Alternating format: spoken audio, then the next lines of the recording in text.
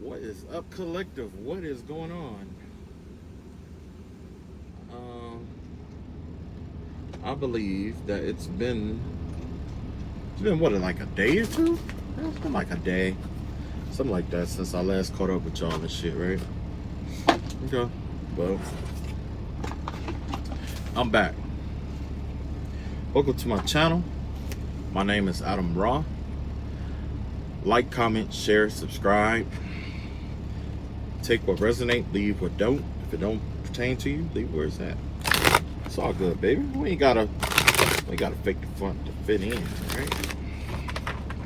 We don't have to pretend to be someone that we aren't, right?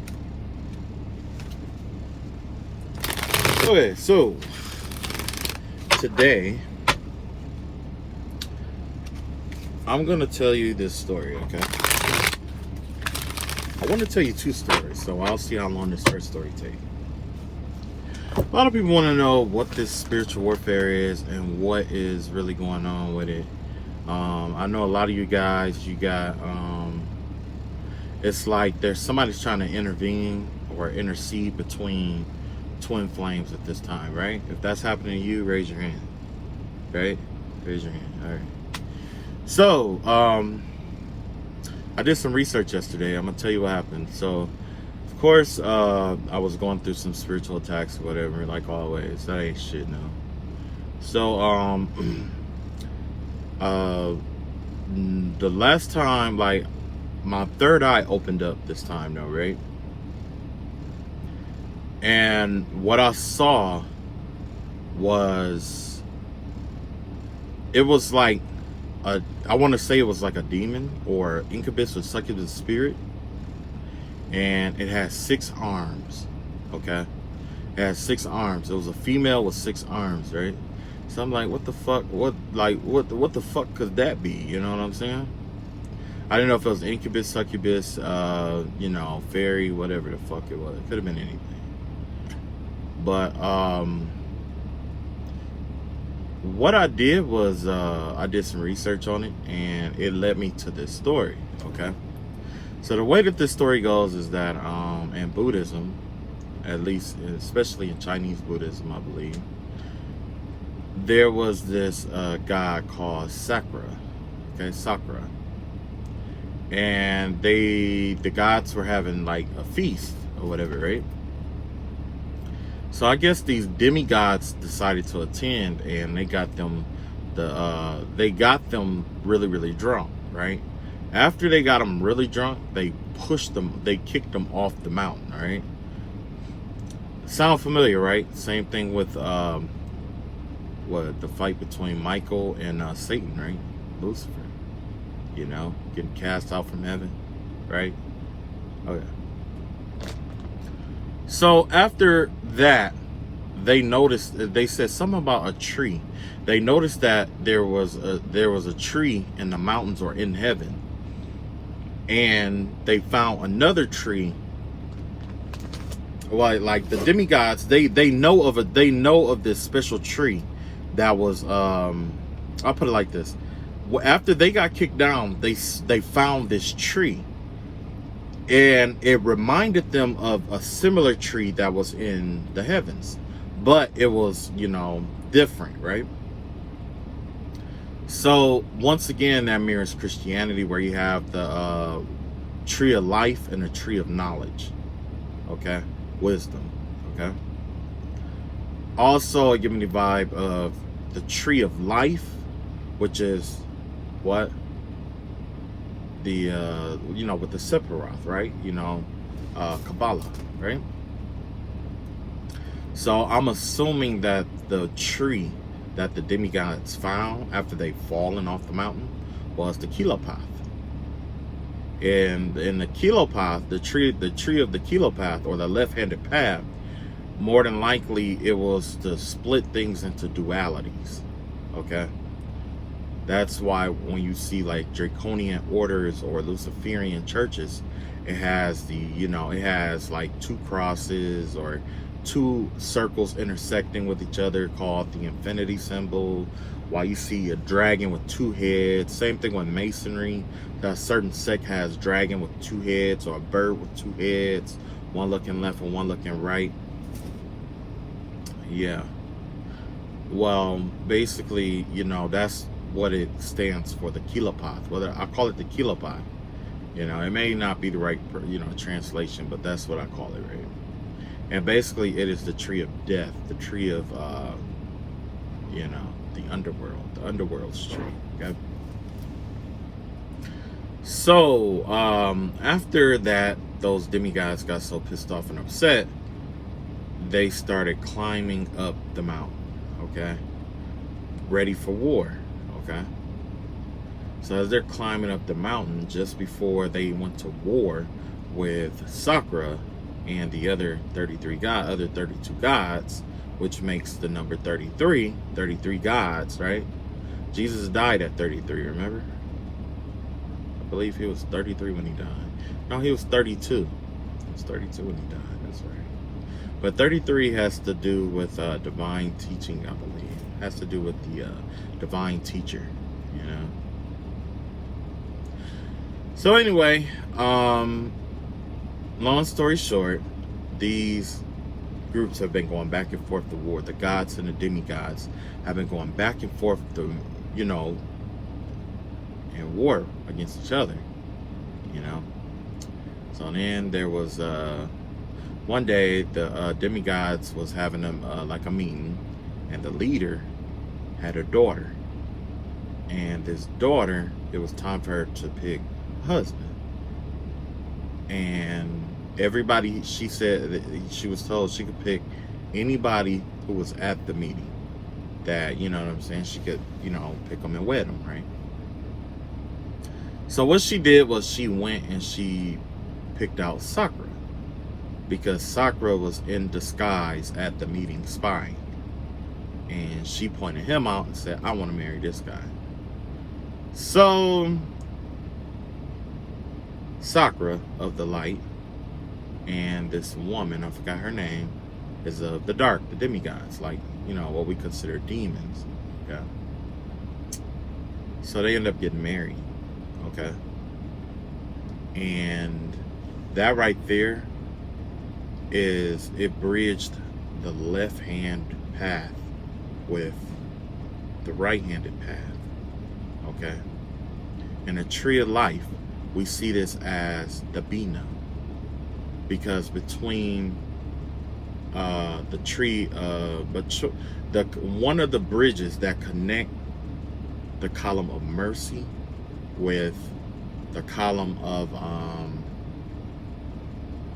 want to say destruction or power, okay, is, I believe, the Bina, governed by Archangel Uriel.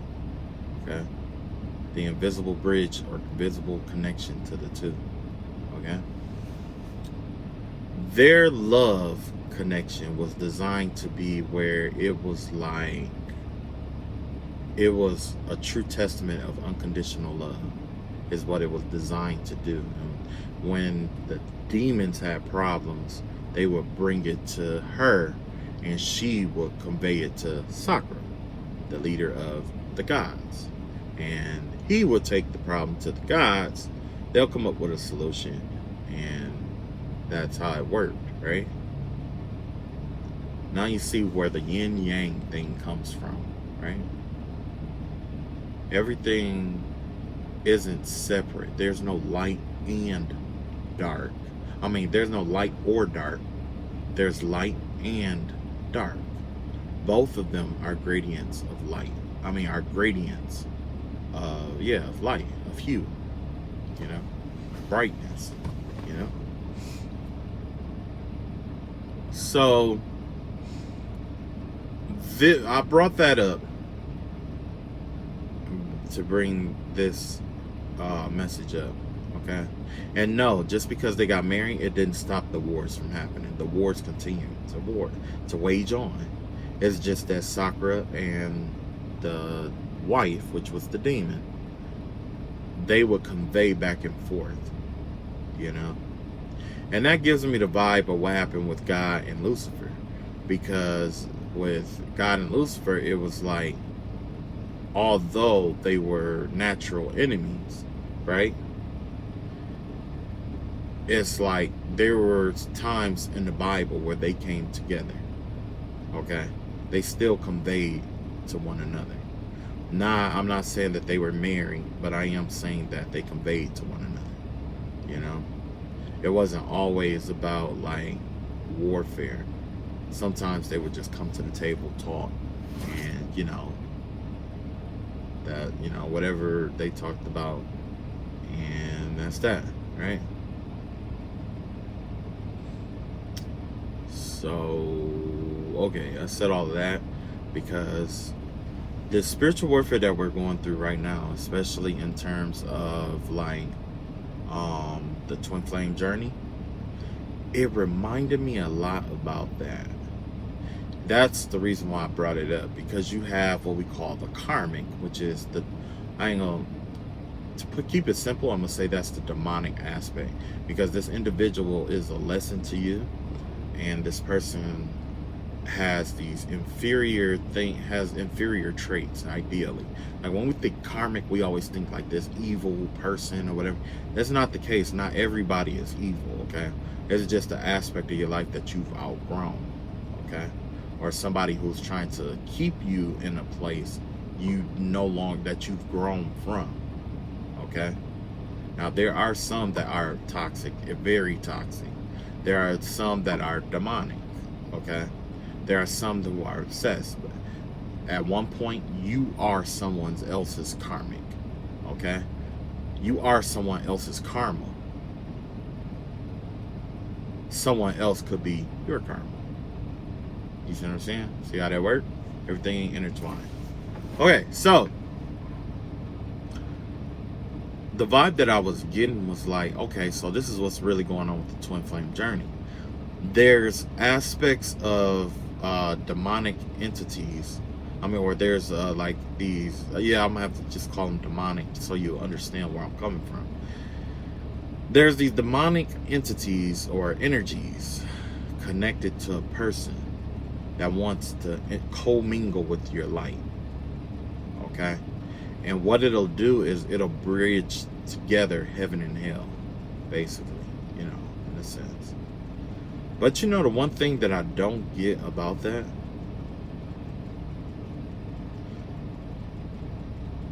like, I guess the best way to put this is like, one thing I don't get about that little connection is like, why wasn't it mentioned in the Bible? You know what I mean? Like, why didn't something like that come? Why it never came up that something like that came up in the Bible, But, most religions, they have, some, like, they all tell the same story, but different perspectives. You know what I'm saying? Maybe it is in there. Maybe it's just disguised as a different story. Okay. So basically, yeah, there's a lot of the person who's trying to break you guys up is, it's from the, tree of death, And another thing that I was thinking about was like, maybe they, some of these people may be like children of the old Watchers. Okay. And what the Watchers were, they was the first guardians over the earth, over men and women. But they started falling in love with the women on the earth, and they started having sex with them. And God was like, yeah, no, we're going to have to ask you to clean out your desk, because that's not how I envisioned this world going, And that's where, like, Lilith come from. Lilith left the Garden of Eden to be with the Watchers, the ex-Watchers. And she was sleeping around with them and having a lot of sex and stuff like that. And her children became incubus and succubus energies, okay? But the thing is that the Watchers were cursed with a curse on them by the Messiah. They cannot, they can't die. And two, they can never come to heaven. So, basically it's like God was saying, like, for betraying me, you sacrifice everything just to betray me. You know what I'm saying?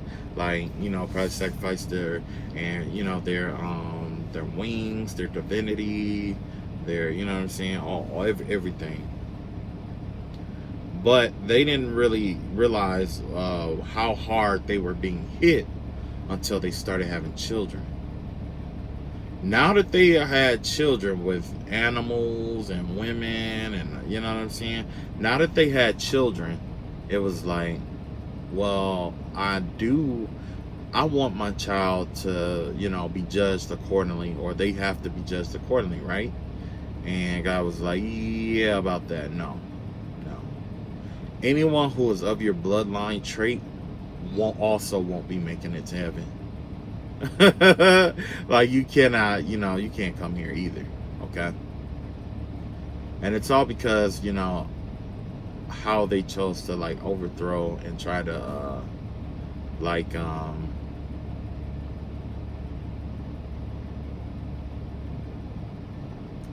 hold on, just give me a minute. Okay. Yeah, it's all about how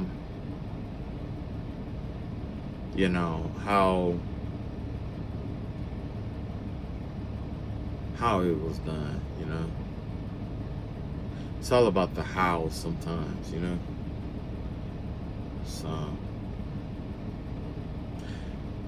So yeah, you got these karmics out here who is trying to intercede, and basically that right there just let me know that all of this that's been happening or going on is just a ripple in time. This is something that's been echoing through the heavens for a long time,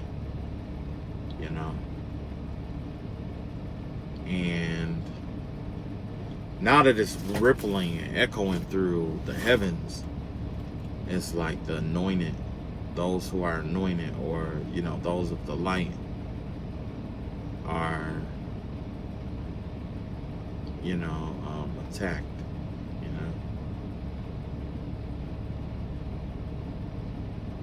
So yeah, that's the conclusion that I have with that, right? So that's story number one. Story number two, it's kind of disturbing, so if you don't like it, I think you should click off. But the vibe I was getting was that there's a man out here who was doing sex trafficking, and what this person was doing was they were putting spell work on people to make them lose things, or strip them of different things, like especially monetarily wise. And then after he done spell work on them, he will come in, he will offer them little to no money in exchange for sexual pleasures. And that's fucking crazy. And then in addition to that, it's like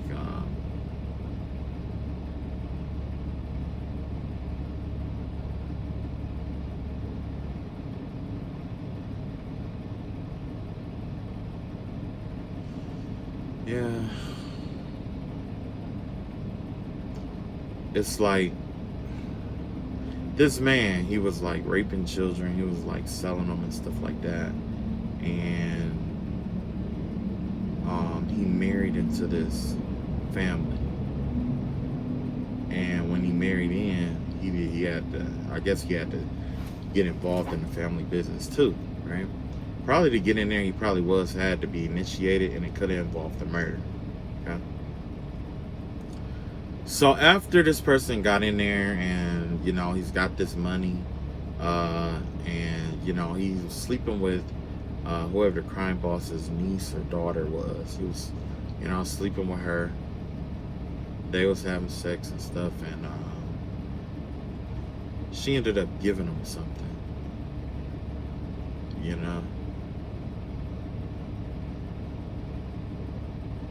So now he has something he can't get rid of, and he has a wife elsewhere. So because somehow he got money from her or something, and he needs to pay it back, and she's ready to just go ape shit on him, right? So wish I had my book, because you know, my book, I wrote it all down in my book, okay? But yeah, after this, all of that is like this person was orchestrating a lot of illegal shit for like the mob and you know like other gangsters and shit like that. Like yeah, this person was you know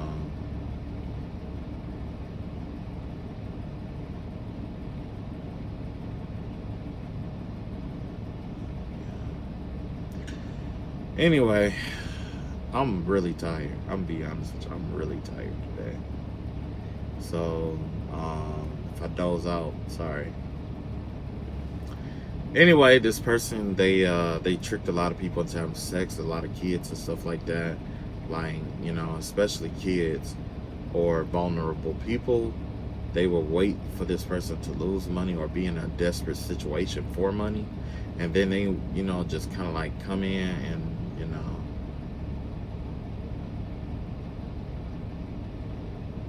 yeah.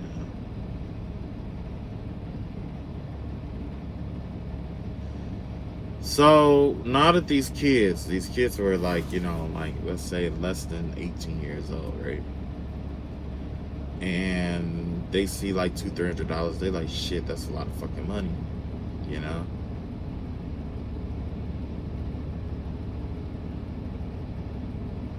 Yeah.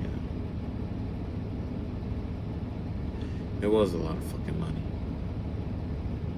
for a kindergarten or for someone who doesn't work, right? So anyway, this person is like they like poison people. They do magic on people to get them to forget stuff that they've done to them, or you know, just trying to use the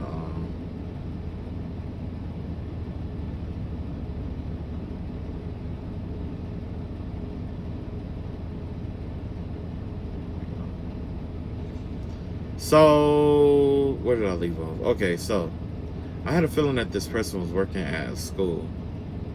This person was working at a school. This is someone who passed out candy, basically, to kids. So, yeah.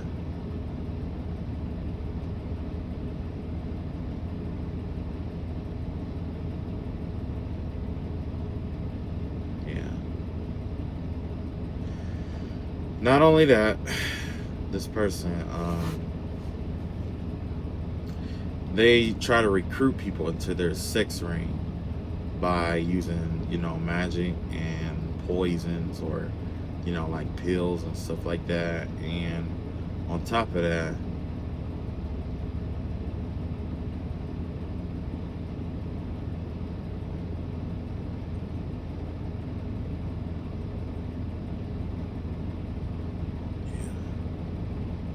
whew, I'm dozing out bad, boy. Let me wrap this thing on up, right? Anyway, yeah, they fucked around and you know, he was selling kids and stuff like that. There was this one kid that this person sold or got rid of that still bothers the fuck out of me. This little boy, it was a little boy, and I'm not sure what his mama was doing or if he was protected or not.